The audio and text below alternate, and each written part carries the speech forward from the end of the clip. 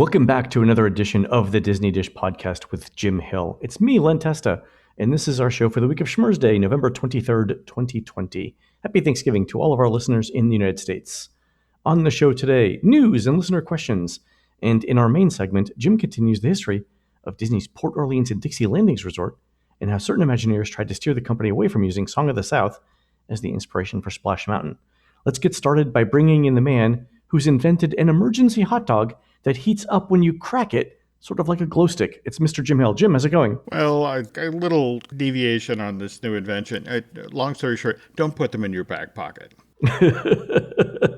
Glass, not microwavable. Yeah. And it just sort of like, far too many hot dogs have been ready for me to eat than I had previously planned. Just to spend a lot of time Totally standing up. So, all right. Anyway. Jim, speaking of hot dogs, you have undoubtedly pondered the question, is a hot dog a sandwich, right? And that leads to other questions such as, are Pop-Tarts ravioli? Is sushi toast? And topics like this have vexed mankind for ages, Jim, but progress has been made of late. Have you heard of the cube rule of food, which seeks to classify the category of food you have by where its starch is placed? I have not, but I'm instantly fascinated. For those of you who are familiar with the mathematical topic of topology, this is for you. All right, so this is from the people at cuberule.com.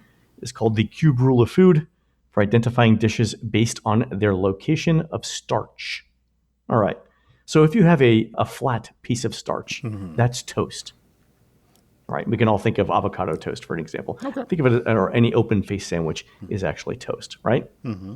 If you have two parallel pieces of starch, that's a sandwich, right? And that's what we sort of all think of as a sandwich, right? 3 pieces of starch connected in a U shape is a taco. And let me just say that by definition, then a hot dog is not a sandwich, it's a taco. 4 pieces of starch connected in sort of a cube with 2 open ends is sushi, right? So think of a sushi roll, but square instead of round. 5 pieces, so basically a cube with the top open, is a bread bowl or super salad bowl, right? Depending on what you have in it. And then if every side of the cube is covered in starch, you have obviously a calzone. It's not wrong. It's not wrong. I mean, it's just there's a certain ingenuity here that I really have to admire. But on the other hand, something that's totally covered with starch, does that mean all pies are calzones or all? So it depends. It depends. That's a great point. So if it's a pie that doesn't have a top, it's toast. And if it does have a top, well, it depends. So if it goes up the sides, oh, this is interesting. What would it be? Yes. A pie with a top is a calzone then. Yes. It's a fruit calzone at that point. Again, we're headed into Thanksgiving, Len, and face it, you have just launched a lot of Thanksgiving table conversations. Of course, that means a pie? What is a pie? But again, of course, on the other hand, who's actually getting together with anybody at Thanksgiving at this point? Right, exactly. It's the topic you'll be talking about on Zoom. There we go. All right, Jim, let's do a quick shout out to subscribers over at disneydish.bandcamp.com. Thanks to new subscribers L Rose 5969, Greg with 2 G's W, and SJ Forkham, and longtime subscribers KCM67, Daniel B, Go Steelers, and Kevin over at thehollywoods.net. Jim, as college program interns, these kids were the acrobatic pilots that actually carried Goofy crashing through the Barnstormer sign in Storybook Circus. Also, Goofy's insistence on doing his own stunts is the real inspiration for legendary Hollywood actor Tom Cruise. True story. Again, I learned so much in this segment of the show. None of it true, but I really, really enjoy it. So the stuff you learn, I'm waiting for E to call us to say, we heard. That's right. And we want to do a 30-minute long special.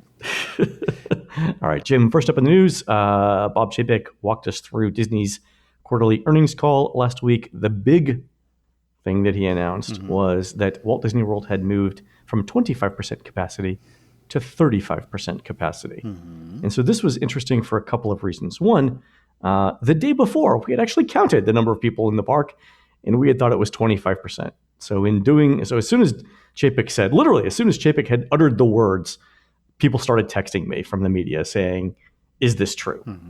And I was like, well, 24 hours ago it wasn't true, but maybe today. So apparently the move to 35% capacity happened the same day as the quarterly earnings call. Right. I will say that the people that I talked to throughout the Walt Disney Company had no idea that particular announcement was being made. And I'll leave it at that. Okay. 35% capacity.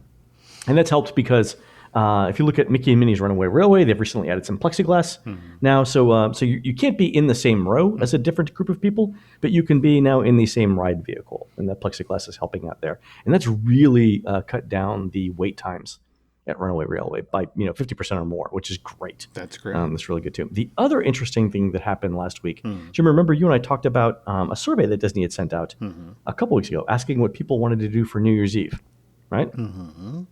Turns out Magic Kingdom was testing some fireworks last week as well. I'm not sure this is holiday related or what. Could have been just some stuff that they had to burn off. But there was some fireworks going on last week all around the Magic Kingdom. So that's good. Yeah. And let's remember, when we have fireworks going off all around the Magic Kingdom, that is kind of a New Year's Eve kind of thing that they used to do. It is kind of New Year's Eve, isn't it? Yeah. Awesome. Another thing we talked about last week, we had mentioned that there was a company called FM Global that we had seen walking around the parks trying to figure out what they were doing. We actually heard from one of our listeners who works from FM Global, Jim. Oh, okay. You never really know how many people listen to this show, but anyway, it was nice to get the email. And they said it's probably construction or building safety inspections like fire codes or whatnot. Nothing virus related. So just standard stuff that they got to do every once in a while. Cool. Awesome. Also, we mentioned last week that the Muppets have returned to Liberty Square, and we heard from someone Muppet-related who will remain nameless, who wrote in with the following. The Christmas show in Liberty Square was a last-minute decision, hence no dialogue. The puppeteers came up with the little bits over the course of 4 days. Unfortunately, since there have been so many layoffs and the show is needed immediately, there's no dialogue because there's no time for writers to write or performers to record the audio. The good news is the puppeteers can still do Kermit's signature arm flail. And I believe that the transcription of that, the audio part of the flail I just did, is reflected in the email. It is. That superior vocal arm flailing, Len. Yes, that's really interesting. You get a lot of listeners who do a lot of things, Jim. Well, and again, I am so grateful when they chime in to either add information or, even more important, correct us. So it's like, exactly. Yeah. Always good. All right, so a couple of listener questions we got. First one from Jason. I think this is for you, Jim. How much are Disney's plans for Walt Disney World's 50th scaled back right now? Even the new Epcot nighttime show, Harmonious, is now just a way to stop bleeding and bring locals in, not to get mass revenues, right? So this sort of leads into what we were talking about before the show about all of the stuff that Josh Tomorrow mentioned as part of the IAPA conference, right? So first things first, right? How much are plans scaled back for the 50th right now?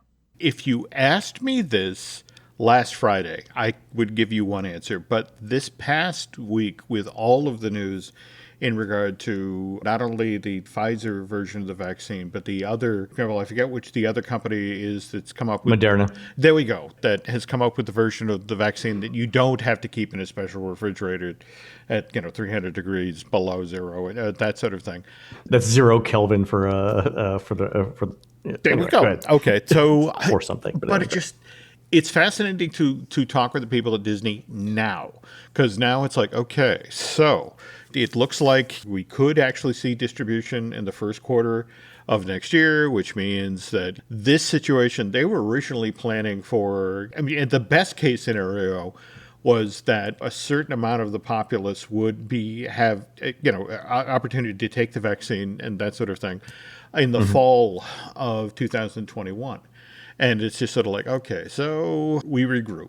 And in fact, the real 50th anniversary of Walt Disney World doesn't begin till October of 2021. So technically we can be on track.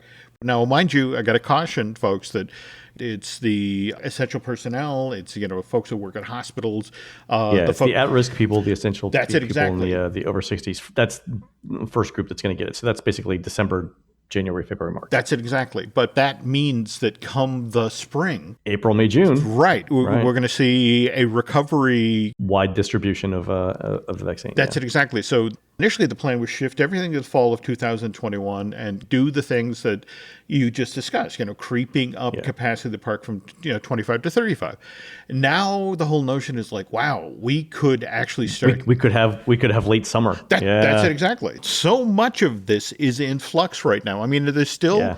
I have to caution folks, the plan still is that at least till February, the focus is on, obviously, residents of Florida. I mean, there are the people who will drive in to Walt Disney World from, what is it? It's 15 to 16 states they've sort of targeted for marketing, right? Up and down the eastern seaboard, the places that people will drive in from. But the dry markets, Yeah. This coming weekend is the first time in months that airlines are bringing so many of the planes that were mothballed in for the people who are traveling for Thanksgiving. There's going to have to be a whole ramp up, not just from Walt Disney World, but for the various transportation systems and that sort of thing that support tourism in Central Florida. Step one, call the people that were laid off, right? There we go. Hey, do you remember how to drive a bus? Yeah. So you remember how the deep fryers work, right? Yeah. So okay, great. No, that's it exactly. We're in this weirdly hopeful space at this point. And if you go to California, it's an entirely different situation. I cannot begin to talk about how frustrated Disneyland Resort Management is with Governor Newsom right now. Just to the effect of, with the rules and the conditions that have been set in place, even with the vaccine, it could still be spring, possibly summer of next year before Disneyland opens. And that's a whole separate conversation. Yeah, but I know. Florida's going to be different. That's exactly. Long story short, give us a week and take into account that Thanksgiving, people are sort of scattering to the four winds, so it might be early December, but things are changing and in a positive way. There are a lot of stuff being fast-tracked. A lot of things are being redecided. In fact, it turns out they're going to start shooting Thor Love and Thunder in Sydney at Fox Studios in January. And it turns out there's a number of the members of the cast of Guardians of the Galaxy who are going to be featured in this film. And the new thinking at Imagineering is, let's shoot the ride elements for Guardians of the Galaxy Cosmic Rewind in Australia while we have all these people in costume, in makeup, and get this done. Because once we have those ride elements, those film elements for the ride, we can move that much sooner on getting that thing open, which that's supposed to be the big marquee attraction that makes you go, I must go to Epcot during the day to ride Cosmic Rewind, and then I must stay at night to watch Harmonious out on the water. Right. That's the 1-2 punch that they hope really makes the attendance boom for that park for the 50th. Oh, and if they're doing it in January in Australia, it'll be summer, so they should have decent weather. A lot of this footage is probably going to be shot on the set of the Benatar. Yep. Oh. So I think they're going to be inside a building. But all right, fair enough. They can step outside. They do outdoors. There we go. All right, so. just checking. Okay. I will say this, as we're talking about the vaccine, one of our listeners is my good friend Brad, who's an endocrinologist, who's been looking at the vaccination data, or the vaccine efficacy data, literally since it was first available. And he has continually said April for a timeline for general or wide availability of the vaccine. He's been saying that for 6 months. Okay. So he's got that spot on. Also, I don't know if we've ever talked about this. We have a lobbyist in DC who's been talking to people, and he said basically he's been saying the same thing for months. Basically, 1st of April is what the CDC and other groups are saying that the vaccine will be available. So I just want to give a shout out to both of those people for being spot on, that looks like so far. Yeah, and that's it.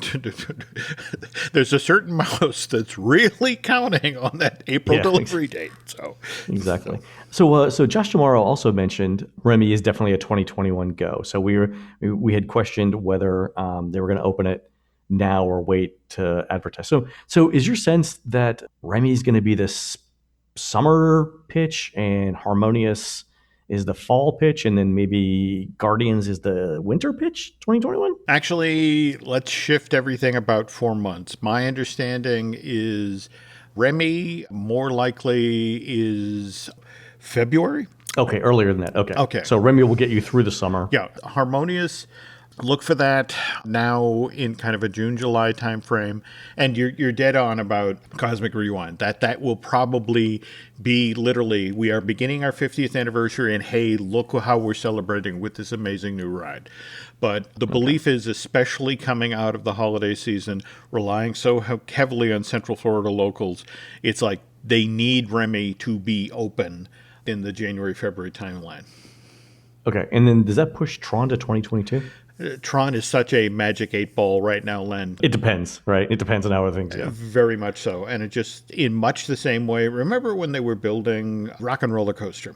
And they actually built so the track is in place. Everybody's like, ooh, look at the track. And then they build the building around the track for the next year. And people are like, why can't I go on the coaster? And it's like, well, there is. The track is the easy part. Yeah, and that's it exactly. We're in that exact same situation with so much of the crumpled leaf structure over the Tron Light Cycle Run track. That you have to remember, there was also all of the light element that needs to be installed there and then needs to be trusted. There's queue elements. I mean, there's just a ton of stuff that they haven't even started on. No, that's it exactly. Okay. So it's just that one. Please be patient, folks. I mean, it will pay off beautifully once it's finally ready. But we've seen the track go in, and it just sort of like, okay, when can we ride it? And it's like, I direct your attention to Shanghai and take a look at everything else that's involved with that show, in addition to the coaster itself. And that makes sense. Okay, so 2022.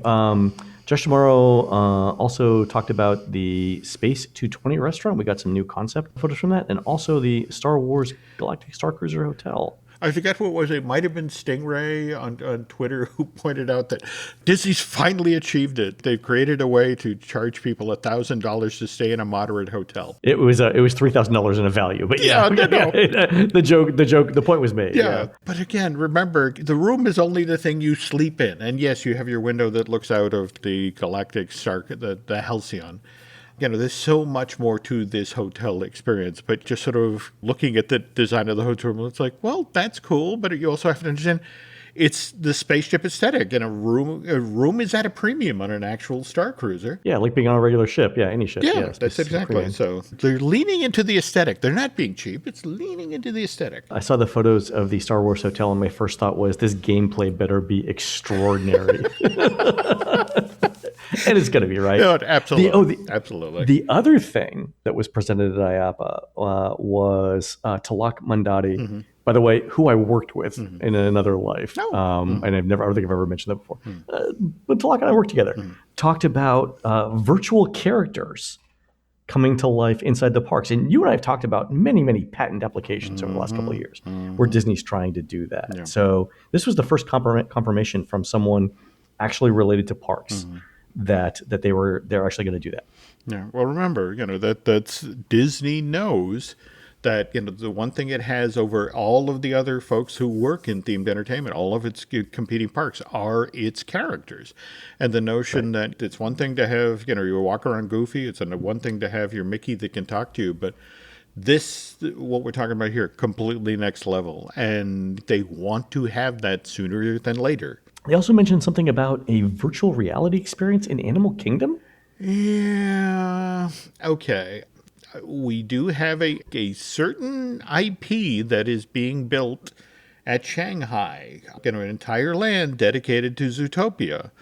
And the problem with Zootopia is you can have a Judy Hopps, you can have a Nick, a walk-around character, but to do the rest of that world, with its giraffes, its elephants, its rhinos and all that, walking upright, that's tougher. So they have been leaning into that world because they really, really, really want to deliver. And one of the reasons they really, really want to deliver is there's a couple of Zootopia movies, sequels in the works.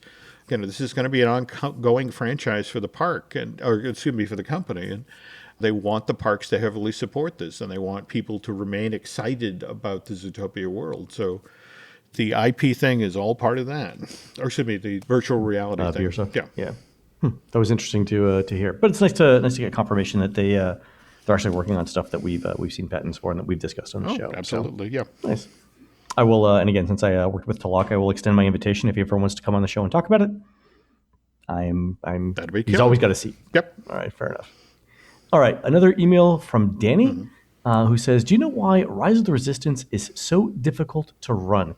Disney has a lot of experience with trackless rides and elevators like Tower of Terror, the attractions in Tokyo Disney, so why is Rise so hard to keep running? And I think, Jim, you and I have talked about this on the show, but you can't think of Rise of the Resistance as one ride. No. It's four rides. No, some would argue 5.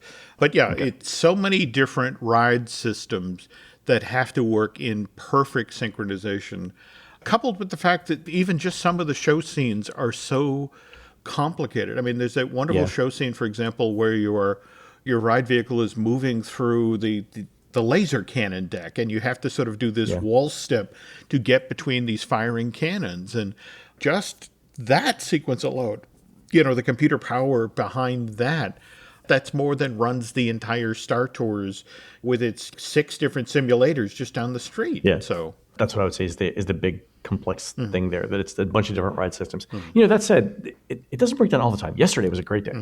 So yesterday would be Wednesday the 18th. They had a consistent day of no breakdowns at all on the ride. And there are other days where it'll break down a couple of times for 45 minutes each. It's just, to your point, there's so many things moving around. The interior of the show is so complicated. Even a couple of safety sensors going off for whatever reason. And remember last year we had those, the ride was down for weeks at a time because one hand-tooled part had to be replaced. And just getting that one hand-tooled part made and then out to Orlando, just... And let's not forget, we lost half of March, April, May, and half of June. So 3 months of test and adjust. That's it exactly. Absolutely. Yeah. So it's just running a little bit later than it normally would. Yeah, but I think they'll figure it out. All right. Another email we got from an anonymous American Disney Cruise Line cast member who says, I've been a proud CM for DCL for the last couple of years up until COVID. Since shutdown, I've had an incredibly difficult time trying to claim unemployment, and I've spent hundreds of hours calling and writing politicians begging for help, but nothing is happening. I've not only lost my home on the ship, but I can't afford rent in my land-based home since I normally don't have to pay rent for too long, among other issues, including healthcare coverage, and I am sadly out of options. I'm wondering if any of your listeners is, or knows anyone who is, an unemployment lawyer or someone who can help me. Despite all my efforts, I keep hitting brick walls to get benefits I know I'm entitled to. The unemployment office in my state, I think this is Florida, takes weeks to return my emails, hasn't picked up thousands of phone calls I've placed, and has made errors in my claim that have slowed it down without any sort of explanation. All things considered, my situation sucks, but most of all, I just want to go back to work. I feel if someone who knows this systems more than me could look at my claim, it would be resolved quickly. And that's the end of the email. So if any of our listeners are unemployment experts, possibly in Florida, that they might be able to help, send me an email, len@touringplans.com, and I will put you in touch with this cast member. Yeah, Florida's tough. I mean, Jim, you've seen stories in the news of people in situations similar to this cast member who have literally made 4,000 phone calls. So the unemployment office, they're just flooded right now. Yeah. And I think that's what it is. And let's, I don't want to get political here, but the Florida system was deliberately set up to be as difficult as possible to claim unemployment benefits. I mean, this was not a bug. This was a feature. It's a feature. It's the way it's supposed to work. Yeah. Yep. And so the fact that the pandemic has created this situation that nobody envisioned when so many people are out of work, I just hope going forward that this gets addressed. So good. Like I said, if any of our listeners think they can help, send me an email, len@touringplans.com. Put you guys in touch. All right, last email from Patrick, who says, your podcast and the prospect of remote learning for our kids for the foreseeable future nudged me towards taking my family on a quick, brief trip to Walt Disney World last month. It was a great trip, and I shared some of our experiences with the Smithsonian Museum after listening to your podcast a few weeks ago. In doing so, I reflected a lot more on how these lockdowns have impacted so many people, particularly those at Walt Disney World, and all the other businesses that rely on the traffic it brings. I know you have among your listeners a great many cast members. Please pass on to them that they, and the experiences they help cultivate, are sorely missed. And here's hoping the deployment of these vaccines helps turn things around soon. Amen, Patrick. Amen. Good. That's a nice email to end this on. I agree. All right, folks, we're going to take a quick commercial break. When we come back, Jim continues the story of how the retheming of Dixie landings might indicate how Disney is going to update Splash Mountain. We'll be right back. This episode is brought to you by LifeLock. It's Cybersecurity Awareness Month, and LifeLock has tips to protect your identity. Use strong passwords, set up multi-factor authentication, report phishing, and update the software on your devices. And for comprehensive identity protection, let LifeLock alert you to suspicious uses of your personal information. LifeLock also fixes identity theft, guaranteed or your money back. Stay smart, safe, and protected with a 30-day free trial at LifeLock.com/podcast. Terms apply. This podcast is brought to you by Carvana. Carvana lets you buy your next car on your terms. Explore a massive inventory online, filter for what matters, and find your perfect match. Then choose delivery to your home or pick it up at one of Carvana's iconic car vending machines. Every car also comes with a 7-day money-back guarantee, so you can make sure it's the right fit. Buy your car on Carvana. Delivery or pickup fees may apply. Limitations and exclusions may apply. See our 7-day return policy at Carvana.com. Carvana. Breathe deep. Imagine your legs more limber in Duluth Trading Double Flex Denim. Envision euphorically squatting for that can of suds, bending for your toolbox in a state of bliss, lunging for your laser level on a whole new level. Relax and allow the flex to fill you with ability. Find your inner flex in Double Flex Denim only at Duluth Trading. All right, Jim, we are back. And we left off 2 shows ago talking about Port Orleans and Dixie landings. And it was Dick Nunes, right, who was doing something with the Walt Disney World Village, right? Yep. Well, the idea there was that the Village was underperforming. And this is, remember, Village gets launched in 1975. At the same time, Epcot begins to make its turn from Epcot the city to Epcot the theme park, moves into construction phase. But the entire time, the Walt Disney World Village, which again started off the Lake Buena Vista Shopping Village, just is not making its numbers. Just it's not delivering. And so Dick zeroes in on the Empress Lily, which is the 200-foot long recreation of Mississippi Sternwheeler. And he thinks, okay, that might be the possible leaping off point for a reimagining of this Disney World still struggling commercial center. And he fixates on a piece of empty property right behind the Empress Lily, where Disney had once envisioned as part of an expansion of the shopping village, putting in major department stores and restaurants, in short, the Mickey Mall. What Dick wants to make is the Lake Buena Vista New Orleans Square, which would have taken 120 square feet of this area and turned it into restaurants, entertainment venues, and all of them themed around a New Orleans motif. And phase 2 of this project would have called for the construction of a 600-room, low-rise Disney hotel, which also would have had a New Orleans theme. This is the plan as of spring of 1982. The idea was that Epcot would open the fall of that same year. It would prove to be a huge success. And then what Dick could do is peel off construction workers who were finishing up, like Journey into Imagination. It's like, okay, you guys are through here. Come on over to Lake Buena Vista. We're going to get started on our New Orleans themed shopping village. That plan didn't pay off. Epcot opens in October of 82. Within a year's time, this $1.2 billion addition to Walt Disney World is being described in the financial press as a well-meaning misfire that just isn't meeting its financial projections. We see the price of shares in Disney stock start to tumble during the same period, leaves the company vulnerable to green mailers and takeover attempts. By September of 84, Michael Eisner is now in charge, and he has a very different vision of what to do with the Walt Disney World Shopping Village. So as we pick up our story, Eisner, he looks at the entire 27,500-acre parcel that Disney owns in Florida. He looks at it like a general overlooking a battlefield. What Eisner wants to hear is the specific ways that Disney's Vacation Kingdom in Florida is being besieged, what the Imagineers plan to do to repel these attacks. And as far as WDI is concerned, there were 3 key areas that are concerning as the 80s are getting underway, which what Walt Disney World needs to address. So first and foremost is Disney's direct competition. Other theme parks like Busch Gardens at our continent down in Tampa, SeaWorld Orlando, and the soon-to-begin construction Universal Studios Florida. Those are the things that are drawing guests away from Disney World during the day.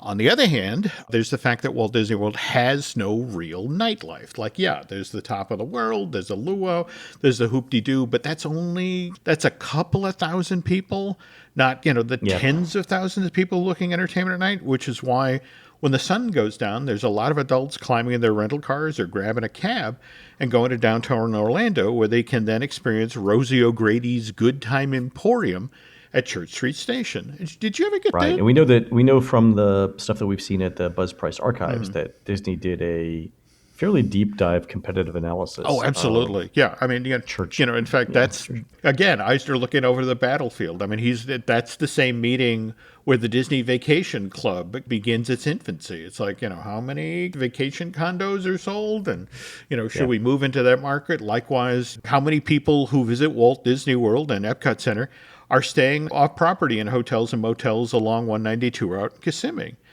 And up until Eisner's arrival, Disney executives had this kind of laissez-faire attitude when it came to off-property attitudes. The thinking was, look, during the day, we get all of the tourism dollars. Everyone who's coming to the Magic Kingdom and Epcot, they're buying the turkey legs, they're buying the sodas. We're doing okay. So at night, it's okay if some nickels and dimes roll off the table to local businesses. I mean, this was when Dick Nunis was calling the shots as the president of Disney's Outdoor Recreation Division. He just thought, look, this is Disney World being a good neighbor. Let's make the locals happy by spreading the wealth around. And this all ended when Eisner became the head of the Walt Disney Company. The days of Disney being a good neighbor in Orlando were officially over as of February of 1985. That's at the very first shareholder meeting that Eisner presides over.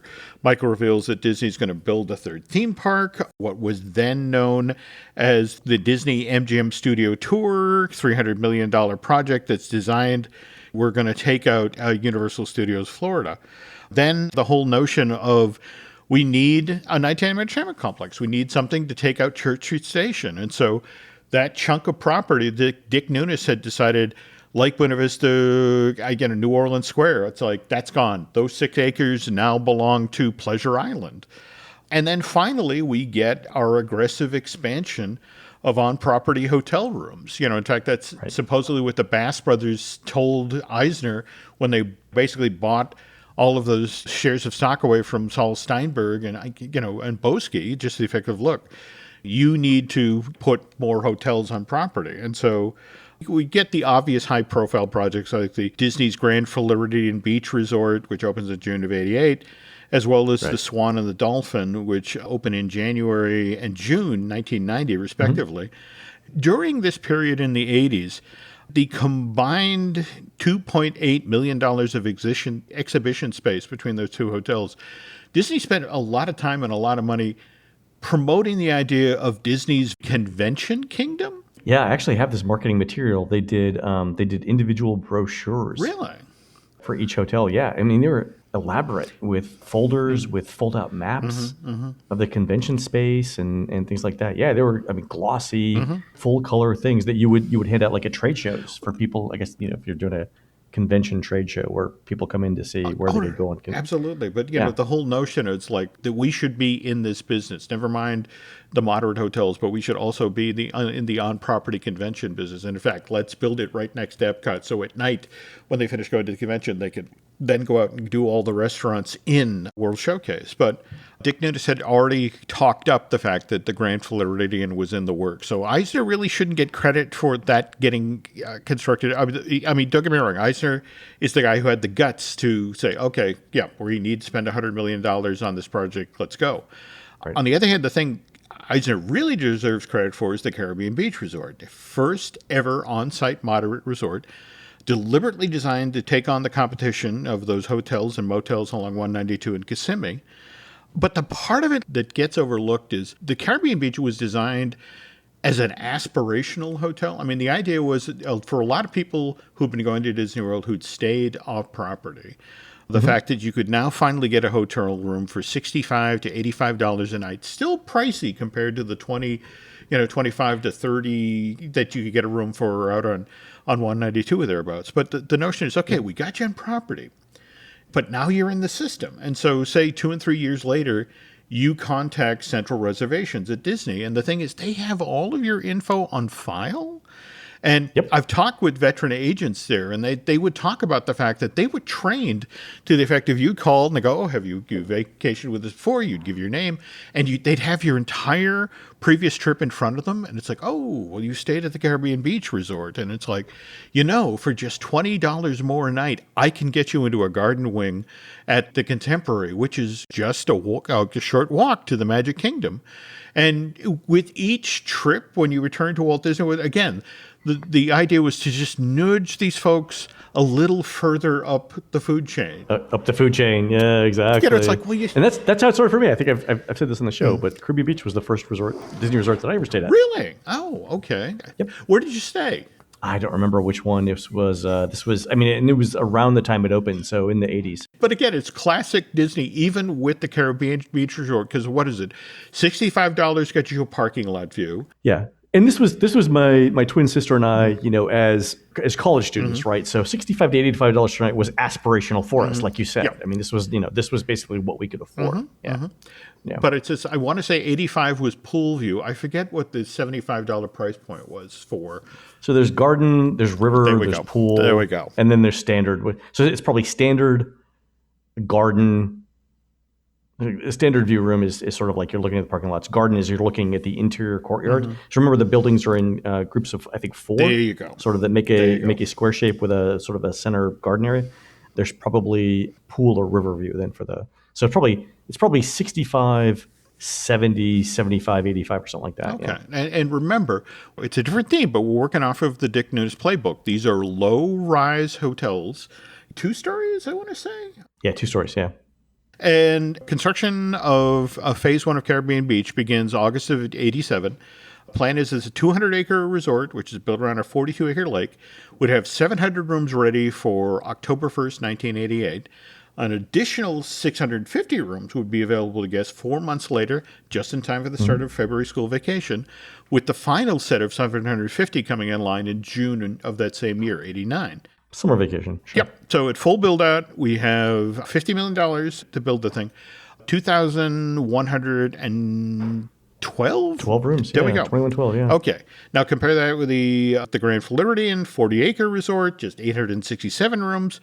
That costs $100 million to build. But again, the rooms of the Grand Flo average 400 square feet, whereas the ones at the Caribbean are 340 square feet. Does that sound right? It's interesting that you bring this up because the other moderates are 3314. Well, no, that's it exactly.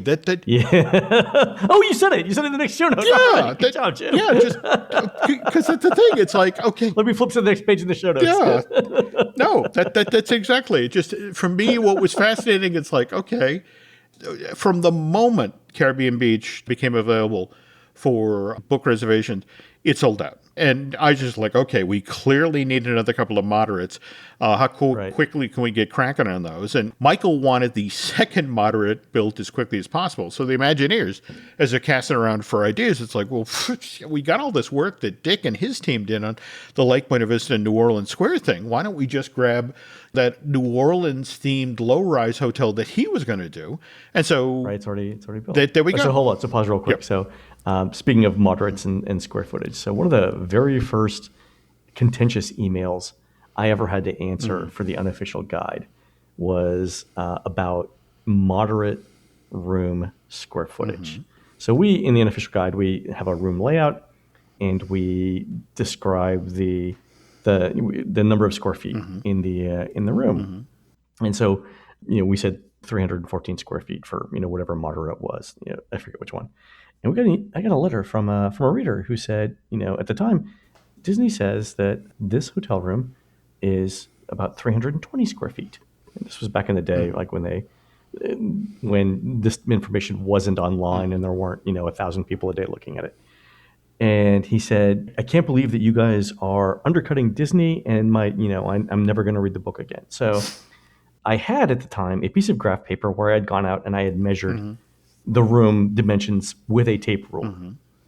And I wrote back to him and I said, it looks like, when Disney's measuring it. So if you think about the way the hotel room is, the room that he had in question, it wasn't all rectangles and boxes. There was actually a diagonal component where one wall sort of bent to the side to meet the doorway, the door frame. Yes. And I said, Yeah. And I said, if you look at it, it looks like Disney's calculating the area as if that wasn't a triangle, but it was a square or a rectangle. In other words, if they added in the missing piece. Because if you add in the missing piece, you're basically looking at 6 square feet right there. But in reality, the hotel room isn't all squares and rectangles. There is this sort of triangular notch.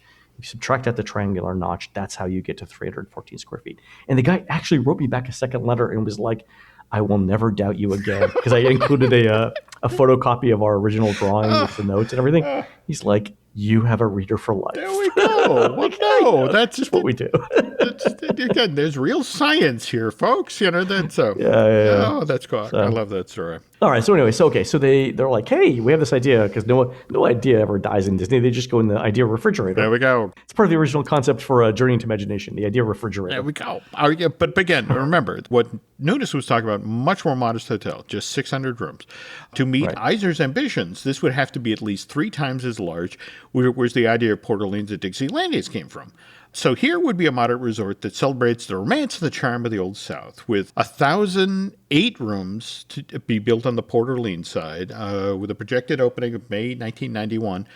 But it's on the Dixie Landing side, where was it 2,048? Does that sound right to you? I think it's fewer than that now, but it's basically one is twice as big as the other. Okay. Was it always 2 themes? Like, was it always basically a southern theme but broken up into 2 parts? The idea is if we did different themes, and recognizing the fact that, the Caribbean beach had gone clean almost immediately as soon as reservations became available. It's like, okay, let's increase this by 1/3, but let's give it a second theme. So in theory, if somebody calls and says, I want to come back to Walt Disney World, my family enjoyed so much, and it's like, well, we can get you you stayed at Dixie Landings the last time. Would you like to stay in Port Orleans?